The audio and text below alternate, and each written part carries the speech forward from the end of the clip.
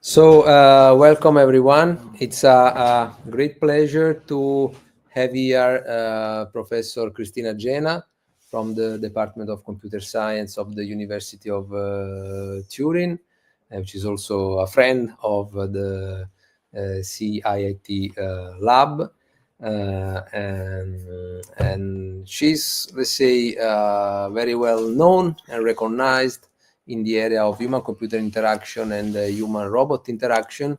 And today, her talk will be about her research on human-robot interaction. So she will give us an overview of the field, and hopefully she will show some interesting application of her research work. So without further ado, I leave the floor to Professor Gena. Okay, thank you, Antonio, for the introduction. Before presenting the work of our research lab, which is located in Turin, in our computer science department, I will make a brief introduction to the field of human-robot interaction, and more specifically social robotics, which is the specific field where I research to. So the term human-robot interaction has been not invented, but the first time used in 2004 in the context of the conference CHI, the conference in human factor in computing system, which is the most famous international conference on human-computer interaction. And after that, starting from 2006, started the first conference on human-robot interaction, which is now, next year will be 20 years of the conference. It's a very big conference, and which a very, very high ranking, very top conference in the field of, in general, computer science. Regarding the term, probably you already know the term human-computer interaction, which is one field of research, and regard all the best practice and rule to have usable device and user-friendly interaction between the human and the computer. Focusing on human-robot interaction, first of all, I will say something about the word robot that you certainly know, and the word social, which is the specific field within the human-robot interaction where my research takes place. So starting from the question, what is a social robot? To have a social robot and a social interaction with a robot, we need some feature.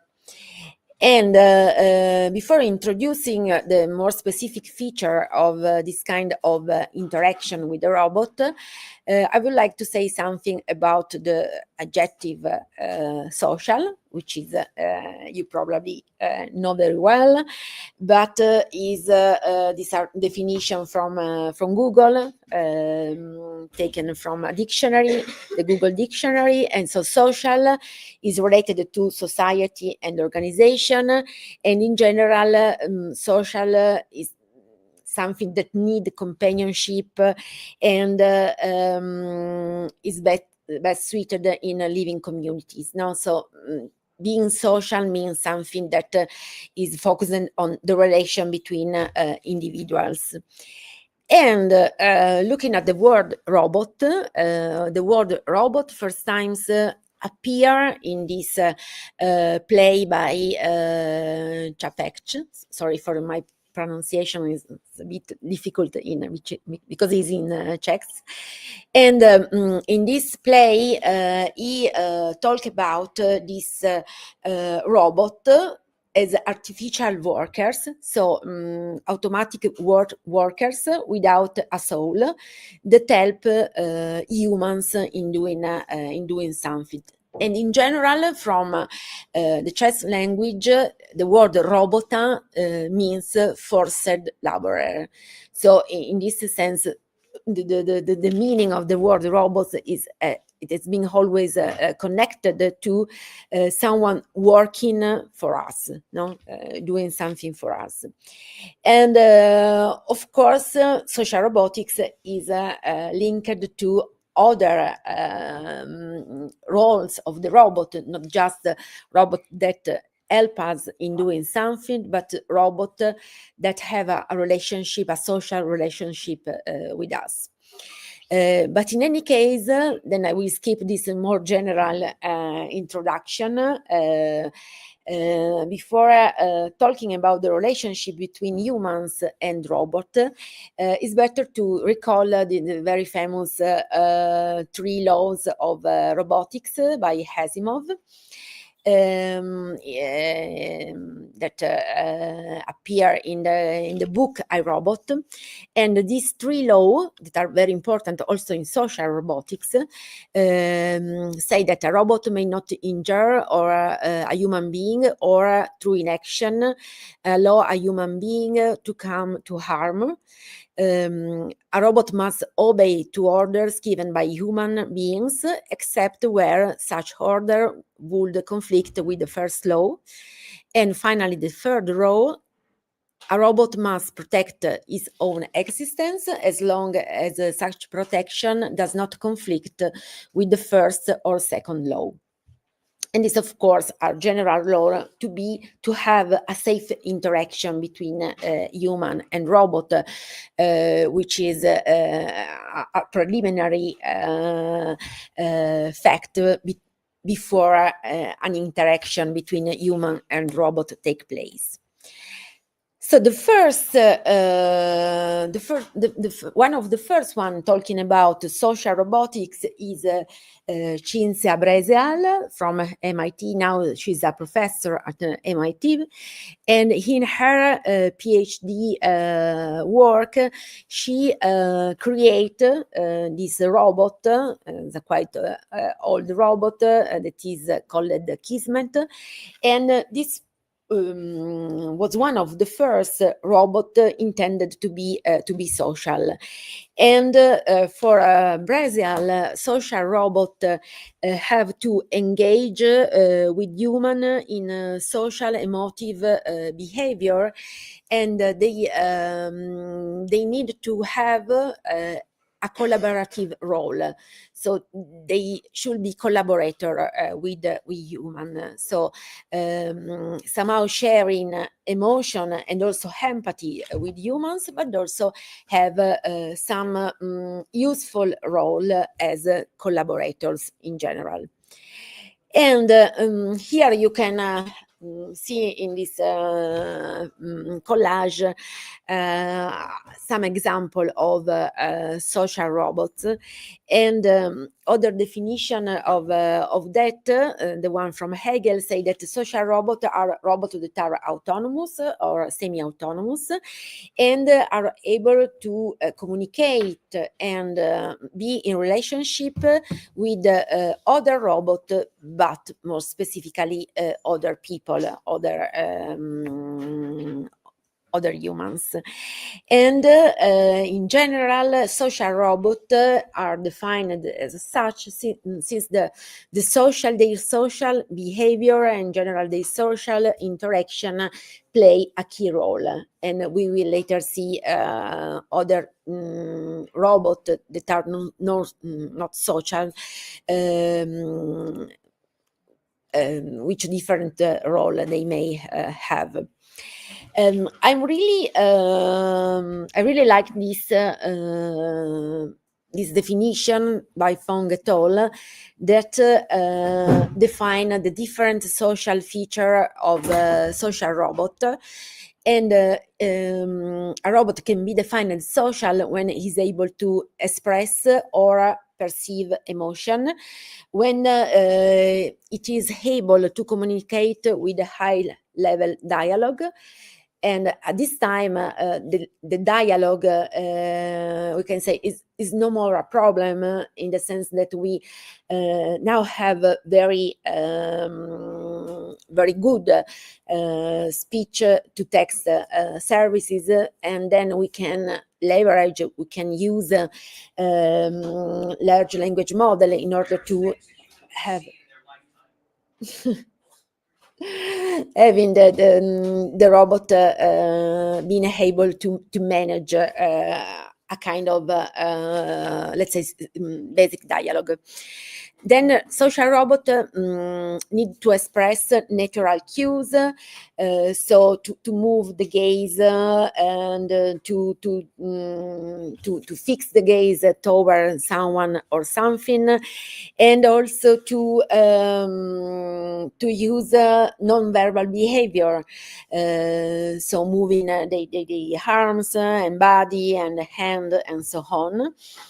Then it should be important, even if this part is not often very detailed in the research, but it is important having a social robot having a specific personality. So they need to have an history, a personality, something to talk about themselves, because usually human ask many questions to robots. So it is important to better define this feature.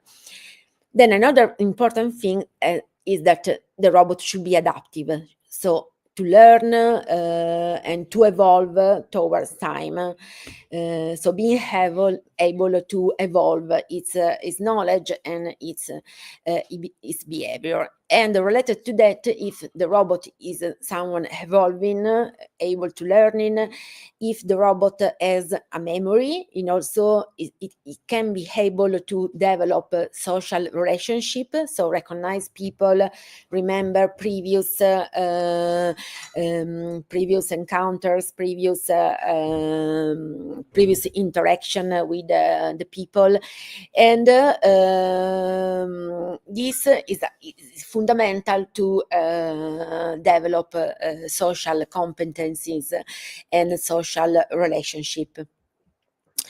Okay, we'll skip this since I already would like to be a bit fast in this part in order to show you some example of our research, which is probably more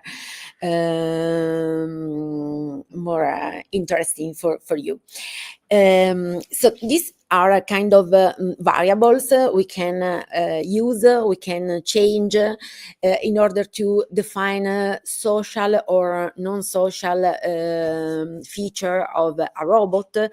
So this we can change the contact with human. We have robot that they don't need to have contact with human. Otherwise, we have robots that are designed to be with the human. So we have social robots that are designed to live with humans, for instance, elderly people, and to assist them during daily lives. Then it depends on the robot functionalities. For instance, we have robots that are used to be in the space, so they are rover, or we have a robot for industry. On the other side, we have a robot that has functionalities, something that is connected somehow with the relation with human. Even if we think about the Roomba robot in the house, they clean for us, but they have some sort of relationship interaction with the human. So robot may have a different role. I say an example before of assistive robot.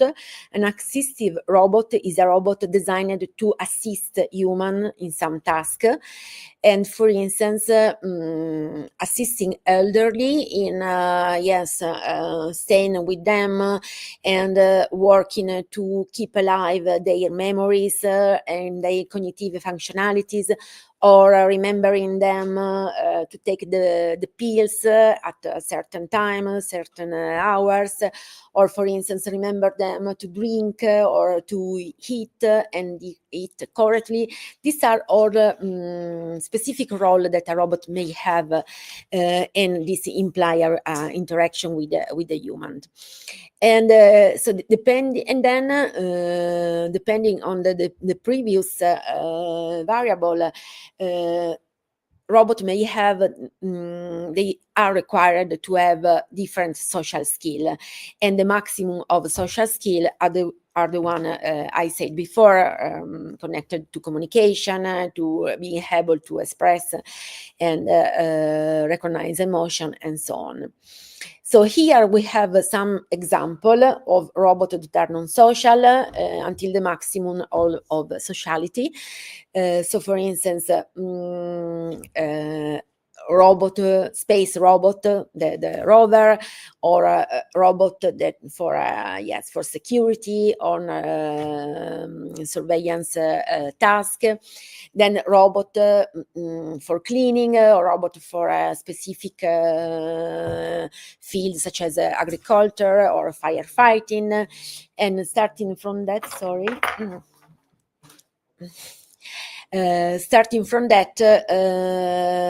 a bit of more social requirement are needed, because we also have robot guiding people in museum, for instance, and there some sociality is needed, till robot living as companion here in our home, which is a kind of dream at the moment. So we still don't have social robot living in our houses. On the one hand, because they are very expensive at the moment, too much expensive for being bought and used as other tool in our houses, but also because the functionality still need to be developed in order to have a real useful robot living with us. And another point very important when dealing with the social robot is the picture, the idea that human have of this kind of robot.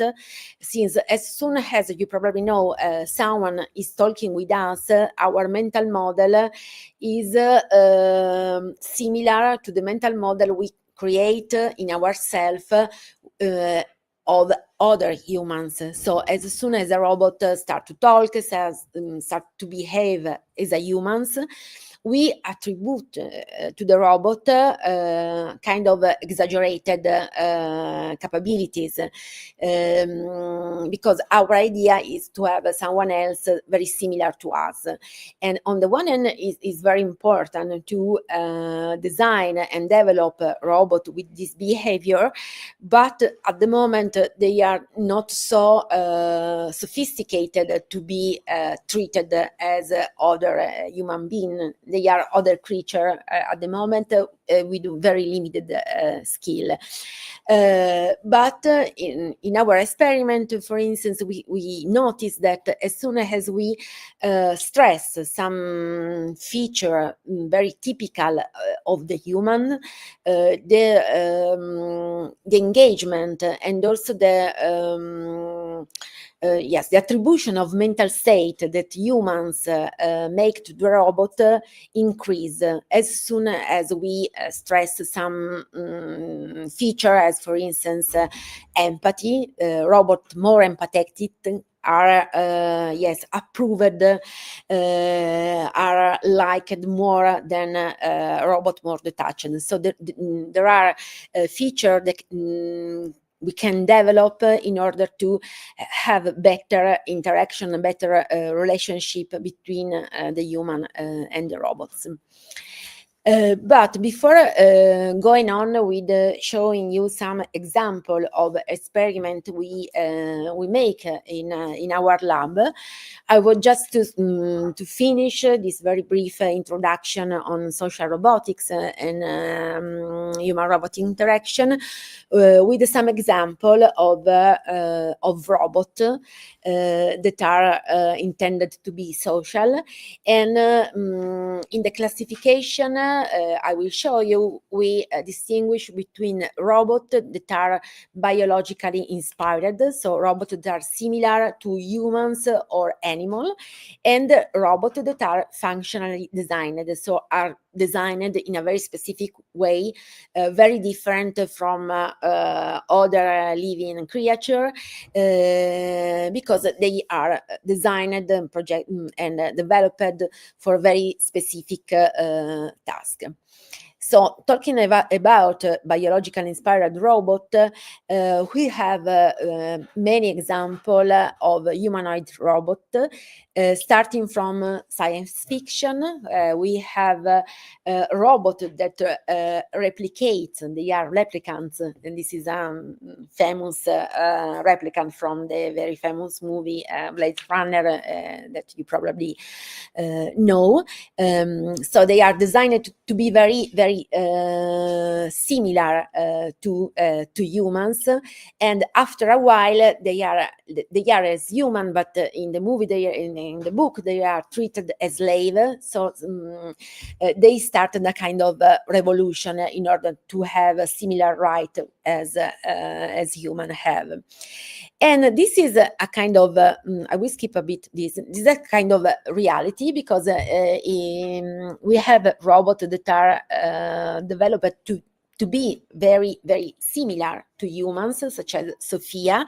Sophia is a quite famous robot, which is very, very similar to a woman. She has a lot of facial expressions she can express, and also the skin and the body are a replication of a human beings. And other very particular example are the one of Geminoid. The Geminoid are a robot created by Hiroshi Ishiguro, which is a quite famous roboticist in Japan, and he started creating a robot very similar to him. And he used this robot in his lab, and sometimes also he used his robot against replacing him in some task. But you probably have already seen this kind of robot that are robot from sorry, I thought was no, there is no video. No, there is a video. Okay, so these are robots from Boston Dynamics, which are not really interactive and social, but they are yes, the movement and their ability is really fantastic.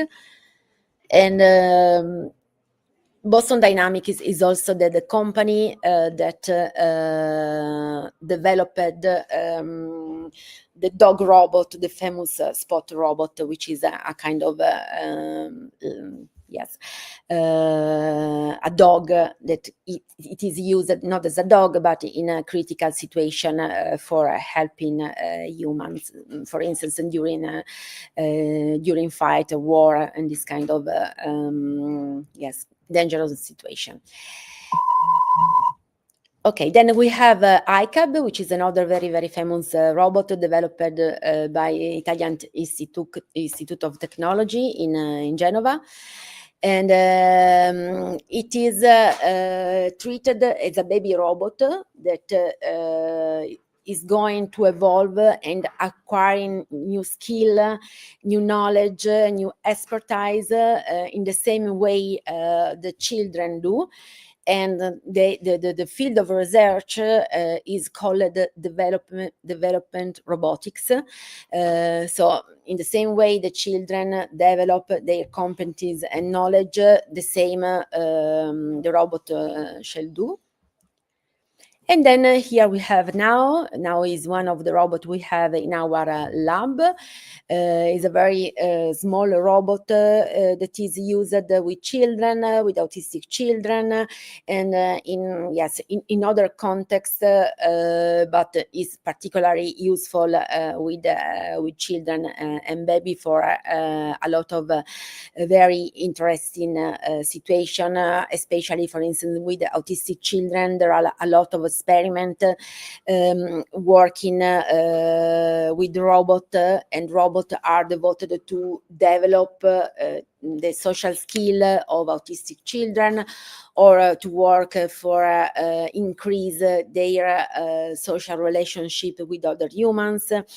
And there is a very long history of research between human and autistic children, and they are the experiment tell us that is a very successful field. So it's useful to have a robot helping autistic children, because robots are seen as more, how can I say, they have unexpected behavior. So autistic children prefer to interact sometimes with computer or robot than humans, because they are more predictable. Then we have another humanoid robot, which is Pepper. Pepper is another robot that we use in our experiment, as we will see. And the interesting feature of Pepper is that he has a tablet on his chest, and this tablet can be used to deliver multimodal content, to do storytelling or video modeling, and to empower his communication capabilities. We will see some example later on.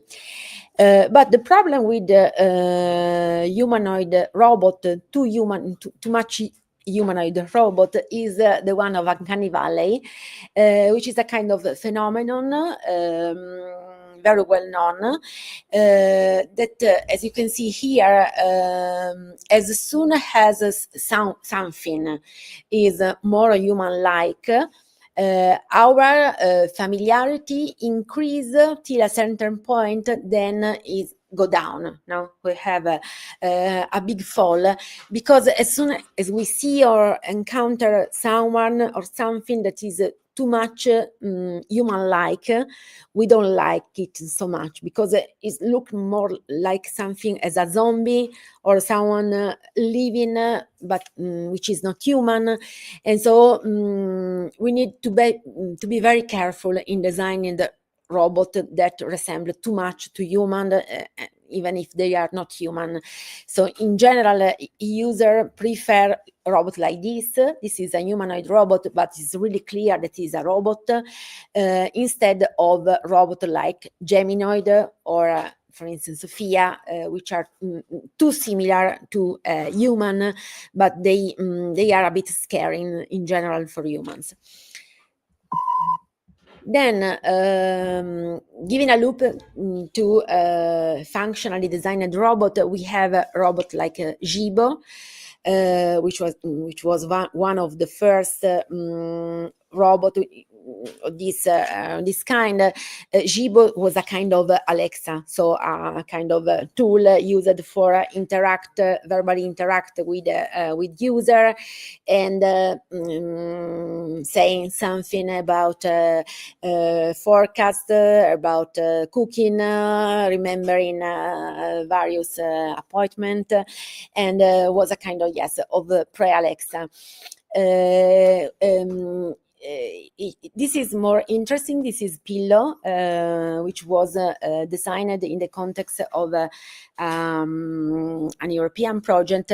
It was devoted to remember to elderly user the pills, medication, and so on, and also yes, distributing, giving them the right pill and the right hour.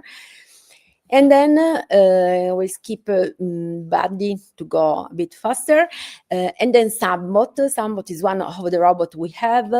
Is a service robot, a social robot, not too much similar to humans, but designed as someone very familiar to some familiar object, as a sofa or a chair. And is a very nice robot, also with a tablet, moving on wheels. And we are using this robot in a new project as a museum guide. It is interesting because we can change his facial expression very easily, so it can be used for leverage the emotional expression of this kind of robot. Okay, then moving to the research we perform in our lab. First of all, let me see. Sorry, I cannot see anything.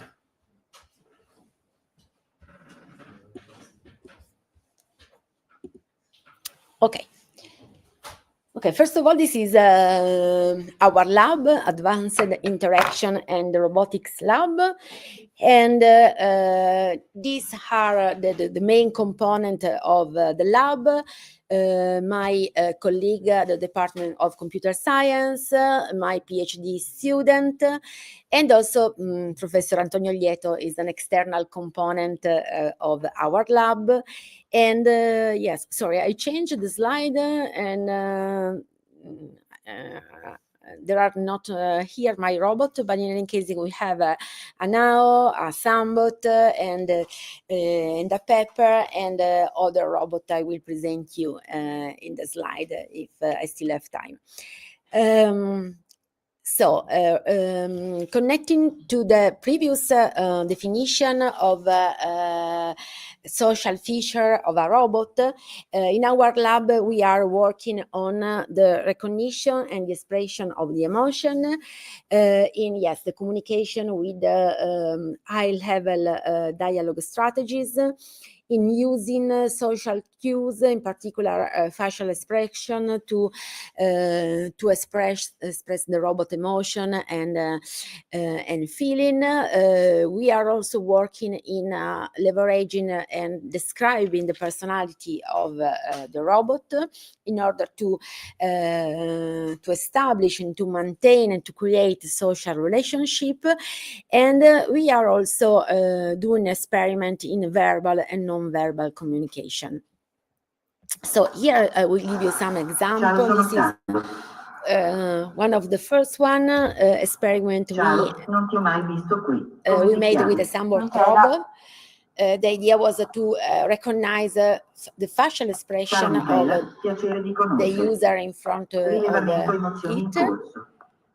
and then reacting accordingly. Oggi ti vedo un po' triste. Che ne dici di una bella canzone? Okay, Michele in front of it is doing a very sad face, and he recognized the face, and then he starts playing a song. Yes, so at the moment we were using a very famous service from emotion recognition, facial emotion recognition, which is called Affectiva. Then some students of mine developed our internal proprietary services for recognizing emotion from facial expression. Now we are deciding which kind of service to use, but in any case, yes, of course, it can be useful to recognize this, to use the kind of service for recognizing emotion, but the basic emotion, as for instance fear, happiness, disgust, sadness, just from the face, as kind of difficult to be recognized, because this intelligent system are based on picture of actor performing this kind of expression with their face, but usually we do not use this kind of very explicit expression of our emotion. So in order to recognize the emotion of a human, the best solution is probably to integrate different sources, so facial expression, tone of voice, sentiment analysis, the body movement. So it's a kind of complex task, but we have a PhD student working specifically on this. But on the other side, we are also interested in having a robot expressing emotion. And here we have a very funny experiment when we have the now robot expressing emotion just with the movement. So can you recognize this emotion? Sorry? Is crying? No, sorry. There you have all the possible emotion, and is performing one of yes, sadness. It's easy. So we made several experiments with.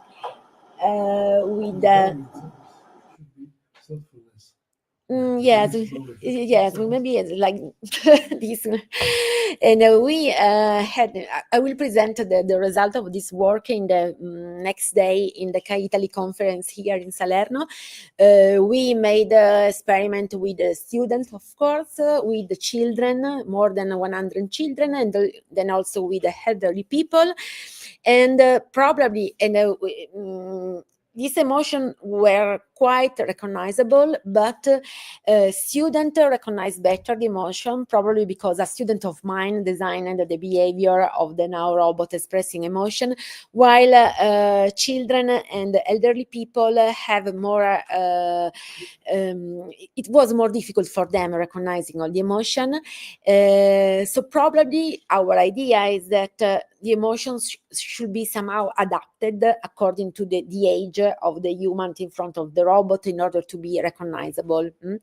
So it's quite difficult to have a universal way to express emotion. Maybe we have to adapt some gesture to have the emotion to be more recognizable. If you are interested in this, later I can show you all the emotion we realize for the now robot.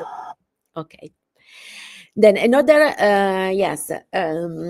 kind of nice experiment, again with a now robot, was designed to having the human in front of the robot being able to feel empathy towards the robot. So in this experiment, as you will see,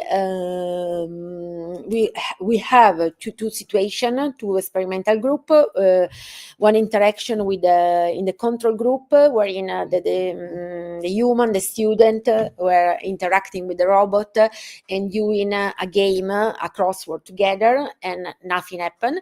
And in the other situation, there is an interaction, then something happened to the robot.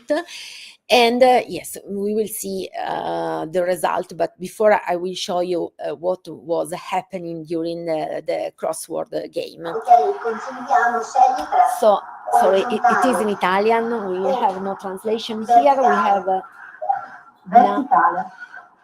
yes, they are doing the crossword game. Okay, then he starts feeling bad. So it is saying, so please do not say to my programmer that is happening this to me, because otherwise the programmer will erase my memory. It will restart, the programmer will restart my system, so I will forget everything, for instance, about our meeting, about you. So please do not say anything. And then, yes, it will go on with this malfunctioning. Non voglio che arrivi il programmatore e mi resetti. Se dopo perdo tutti i ricordi sulla nostra interazione. Ti prego, Francesca, non dirglielo.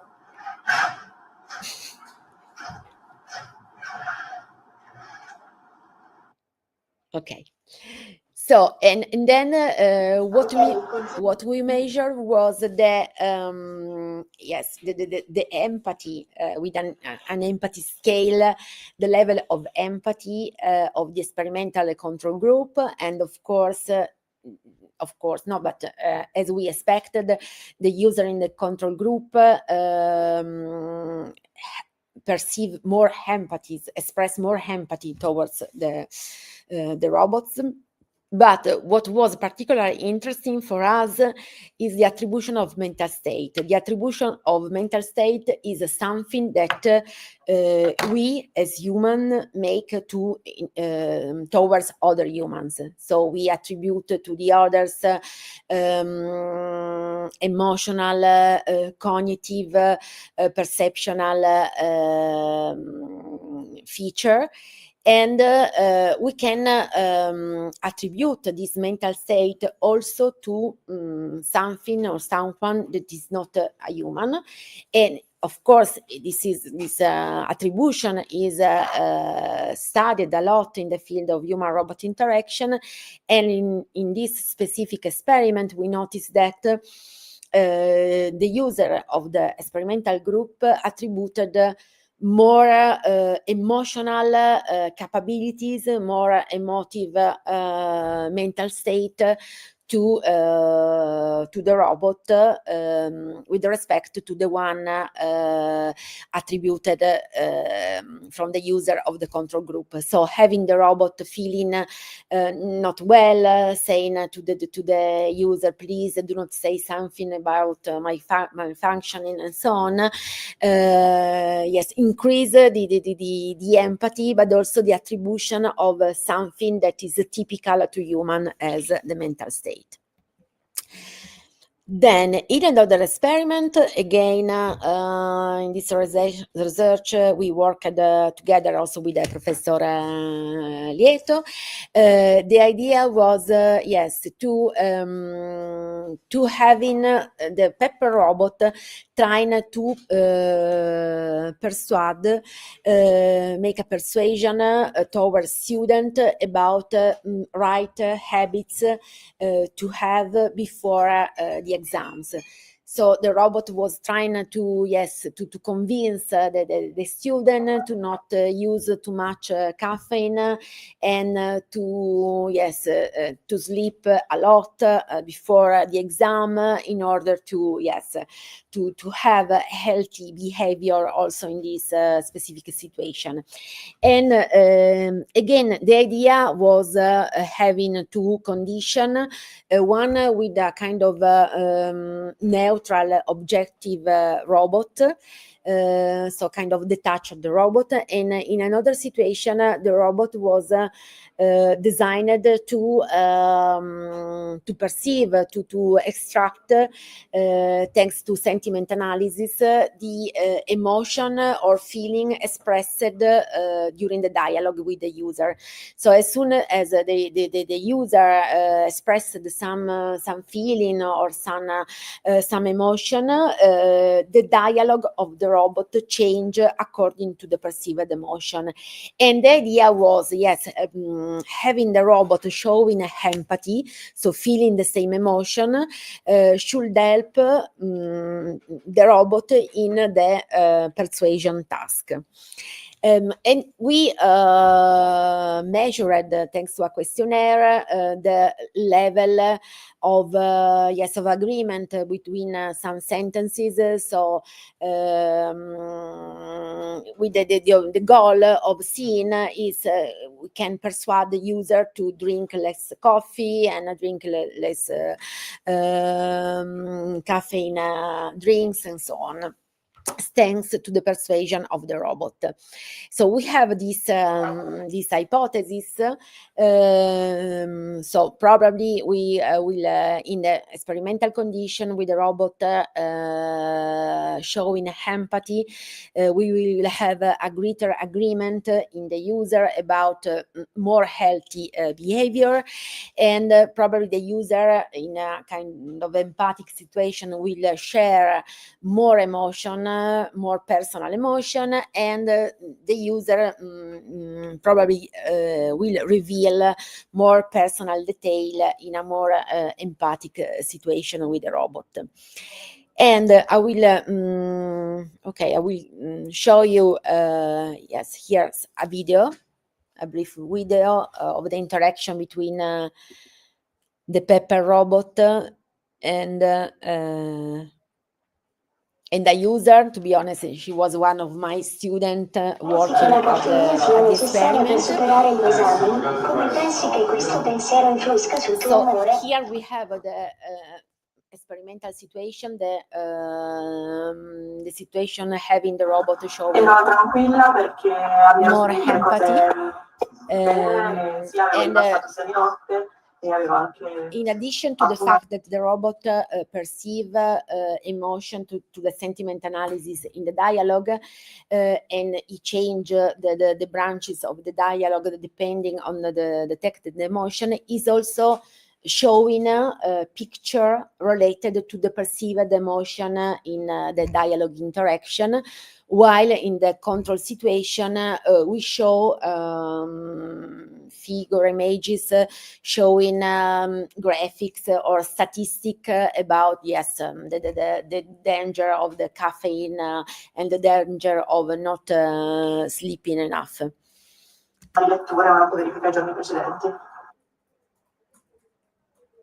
Okay, and these are the more emotive images shown in the tablet. Di caffè consigliata è di 2-4 tazze al giorno. Anche se il consumo moderato può avere benefici sulle performance accademiche, la caffeina può influenzare negativamente le ore di sonno. Cosa ne pensi di queste informazioni? Okay. And what we found was that we weren't able to persuade students to not drink too much coffee or caffeine drink, even because they started, probably they were kind of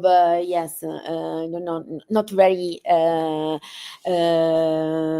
they didn't say the truth, but they started saying, okay, no, I'm not drinking too much caffeine before the exam, I'm not drinking Coca-Cola, I'm not drinking tea, and blah blah.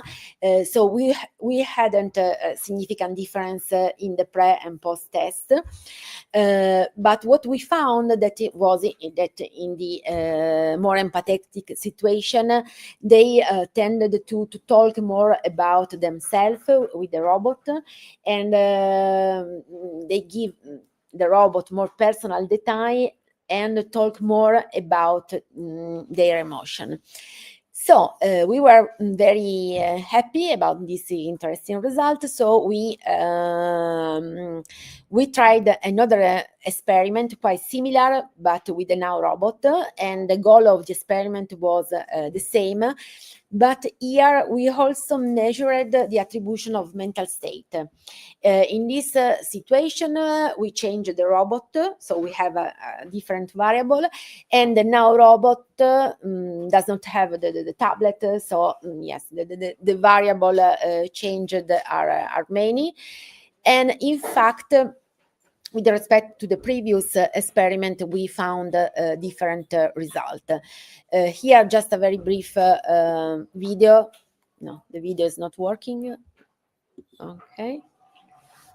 of the now robot interacting with the with the student.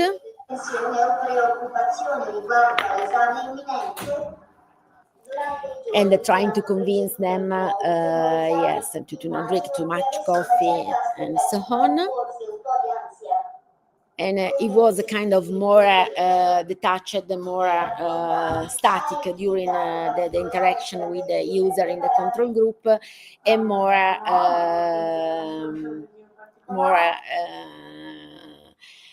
colored, because now is also able to express color, and with more gesture in the context of the experimental group. And what we found was that in this situation, so with the now robot, again, we weren't able to persuade the student to not drink too much coffee, but with now, in the experimental condition, they didn't express emotion or personal details, but the difference we found between the experimental and the control group was that they attributed more mental state to the robot in the experimental condition. So again, having a robot expressing empathy, on the one hand, it increased the empathy of the human towards the robot, but also the attribution of the mental state to the robot was higher in the experimental group. So the user tend to attribute more mental state as soon as the robot is more empathetic.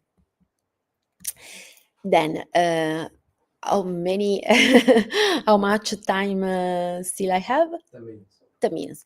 So I will show you some other video describing some other experiment. One that is very important for me was the first study with the autistic children. Here we have a laboratory starting 4 months in an apartment of the Paideia Foundation. The Paideia Foundation is a foundation in Turin devoted to help autistic children and their families. And we organize this lab with psychologists and educators with the goal of having the robots in the apartment. And once a week, a group of 4 autistic children go there. They started interacting with the robot, but the main goal was to having the robot instruct them about their autonomies. So the robot with the video modeling technique was teaching the children how to prepare a snack, how to organize the homework, so this kind of stuff. And the robot was not alone, but they always were with psychologists and educators.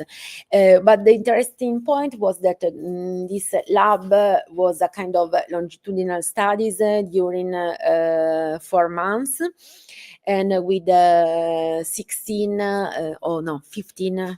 section, therapeutic section, and we had interesting result, not under a quantitative point of view. So we didn't have a big increase in their autonomies, since they were starting from the beginning very high functioning children. But was interesting for us was that on the one hand, our robot was a bit stupid. So it was not able to answer all the questions by the children.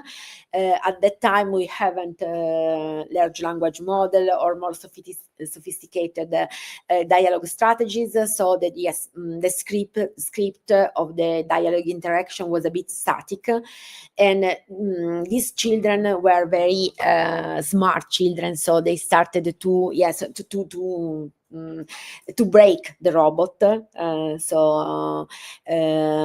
putting the robot in a very difficult situation.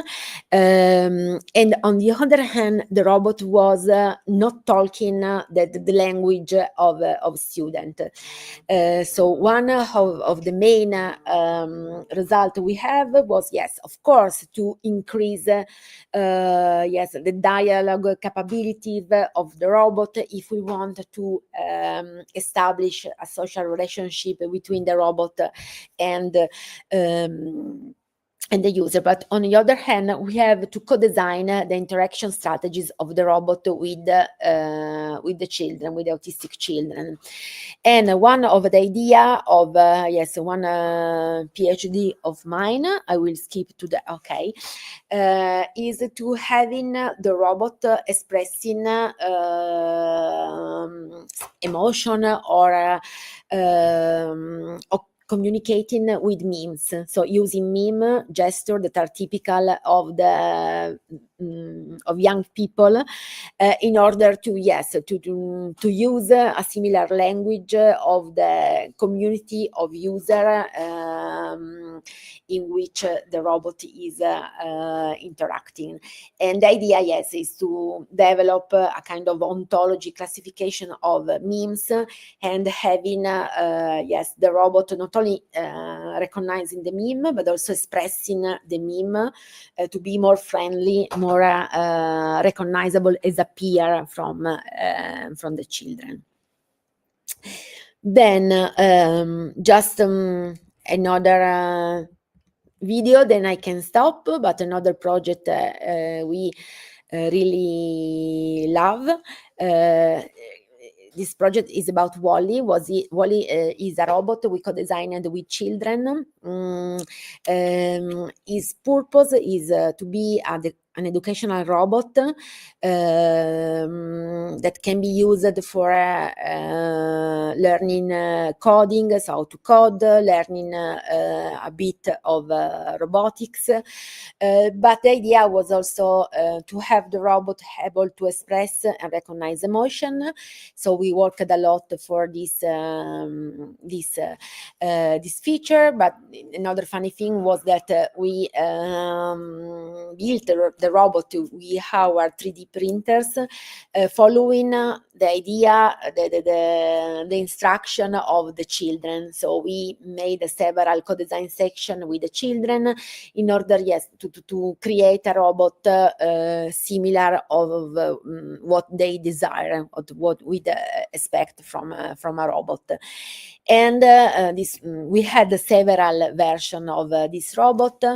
Here was this is his face. There is a video. I don't know if it's working. So he's able to express the different basic emotions. So anger, happiness, fear, disgust. So here this student Chiara designed all this very nice expression. But then we also have here the last video. This is one of the last version of the robot moving on wheels. This is one of our campus in Turin, and the robot can be commanded to very basic command or using Blockly. This is one of the visual programming languages that the children use to learn how to code, and so that the robot can also be commanded with this.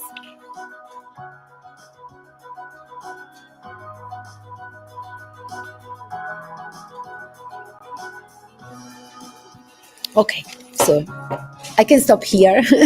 I can go on with the other example, but maybe you are a bit tired. Okay, so thank you, Cristina. And I think we have some time for questions and comments from students mainly. So we have an expert here in human-robot interaction. we have seen also how it is important to learn how to design the communication with this kind of tools, okay? And this will become more and more important. So people with expertise in communication should learn also how to design the communication and the interaction with this kind of, say, agents that will populate our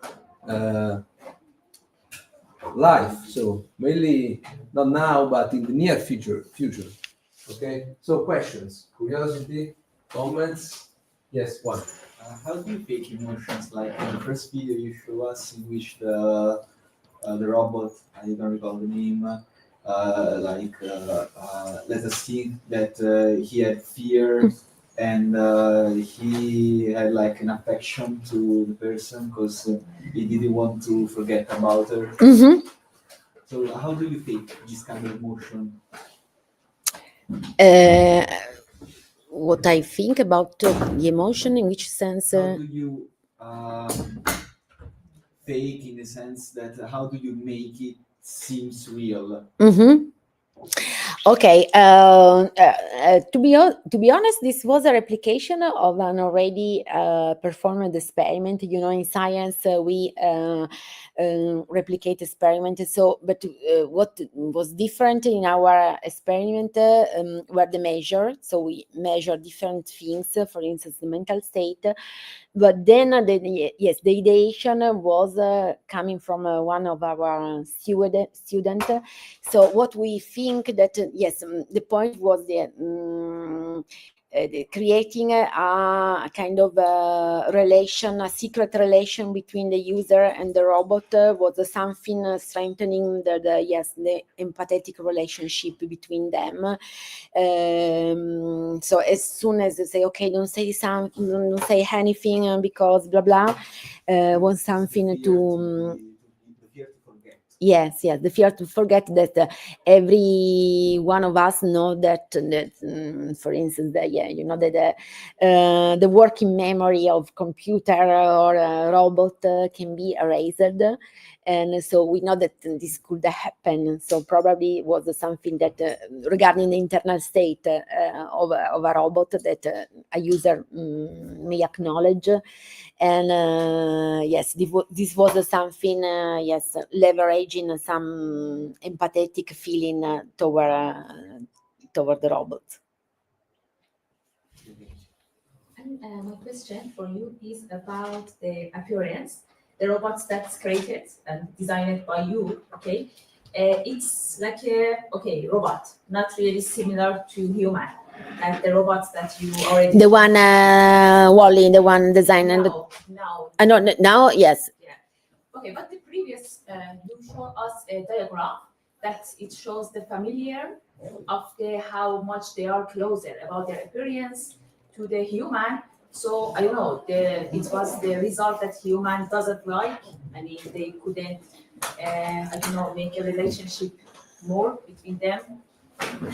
Okay, now is not designed by me. Okay. I would like to have designed it now, but it's a kind of famous French and then Japanese and then French again company, which is called Aldebaran. Now is humanoid, but is not very too much similar to human, as for instance a Geminoid is. So is a humanoid, but is something that is acceptable by humans. So they don't scare about the robot. It's like a little baby, very nice and huggy. So it did not fall in the uncanny valley. So yes, other more similar to humans robot have this problem. After that, finally, the people, was afraid of this kind of robot that is really similar to human. No, regarding now it's really liked by children because it's a kind of very nice and funny toys, able to move, to play, to express Tai Chi, very articulated in the movement. But the Uncanny Valley is not typical of this kind of robot. They need to be more similar to humans, kind of replicants. It costs more, yes? Yes, of course, because they have a synthetic skin. Also, having the facial, 50 different facial expression is very complicated. And so in this case, like Sophia is part of the of the valley. Interesting. Comments, curiosity, questions?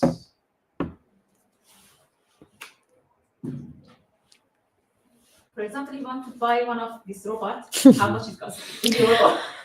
Okay. Especially only 2.0 because we have a good project in which we have to program things. Yeah, So for example, to maybe we coding, use to it. programming, Mhm. for a project, Okay. or maybe to Okay. ambitious. Now is about at the moment I think 9,000 euro. Okay, we start.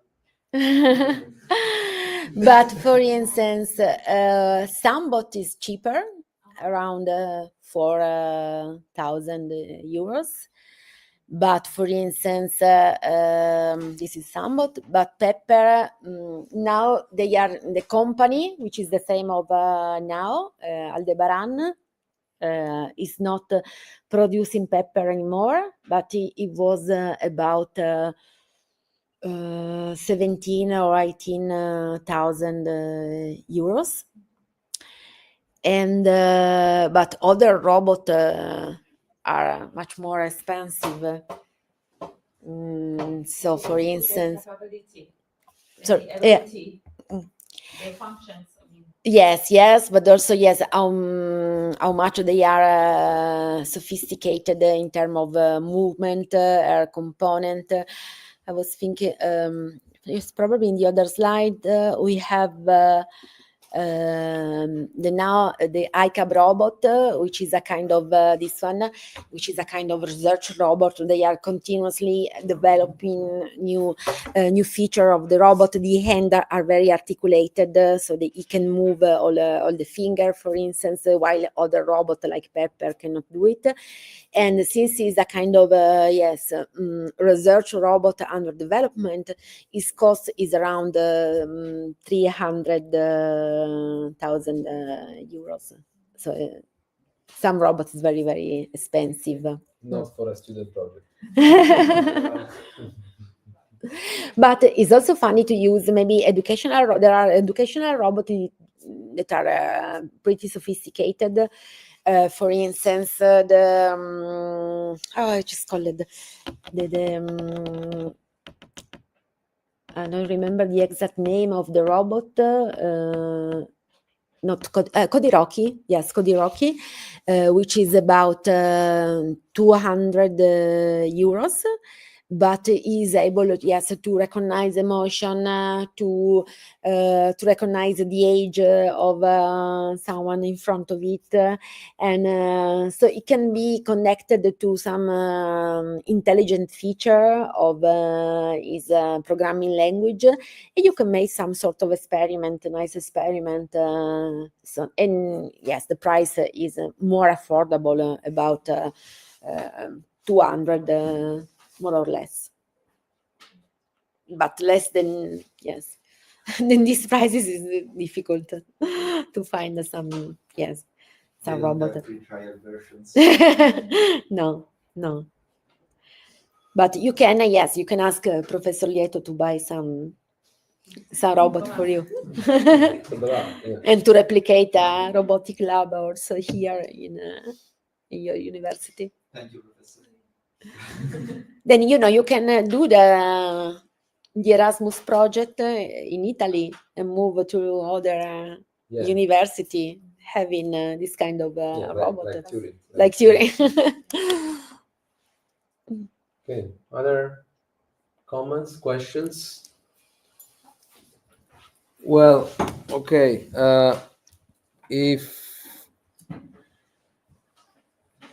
If not, so I would like to say thank you again to Cristina for Thank you, Antonio. her seminar and talk, and we will keep in touch, probably with students, let's say, exchanging ideas and projects together.